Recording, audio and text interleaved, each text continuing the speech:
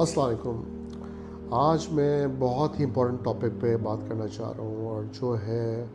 Relationship, family, रिश्ते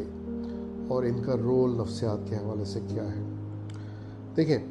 चाहे बीमारी फ़िज़िकल हो, जिस्मानी हो या नफ्सियाती हो,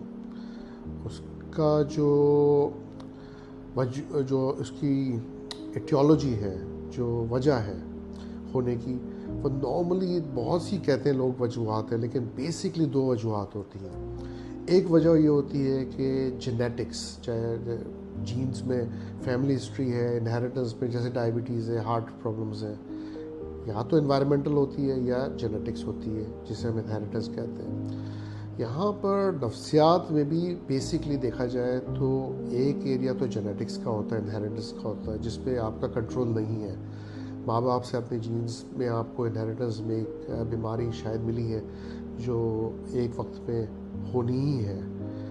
लेकिन बहुत सी नफ्सियाती प्रॉब्लम्स जो है उनका ताल्लुक आपके चाइल्डहुड से है, आपके बचपन से है, आपके ब्रॉडअप से है, आपके उस टाइम से है जो आपने गुजारा है बचपन में, और रिश्तों से, माँ बाप की इन्वॉल्वमेंट से बहुत सी चीज़ें चेंज होती हैं। एक बच्चा जब बड़ा हो रहा होता है एक फैमिली में, तो उसके पेरेंट्स का आपस में रिश्ता कैसा है, झगड़े हो रहे हैं, नहीं हो रहे हैं, बच्चे को कितना अटेंशन मिला है, बच्चे को कितना प्यार मिला है, बच्चा सिक्योर फील कर रहा था, नहीं फील कर रहा था, क्या कोई ट्रॉमा था, चाहे वो फिज़िकल अब्यूज़ हो, सेक्सुअल अब्यूज़ हो या फिर इमोशनल अब्यूज़ हो।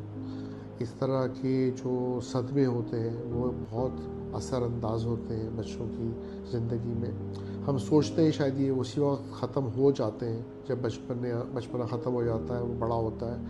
लेकिन ये पूरी ज़िंदगी पे असर करता है। वो बड़ा भी हो जाए, चाहे वो बूढ़ा भी हो जाए, ये बचपन जो है ना, वो आगे चल के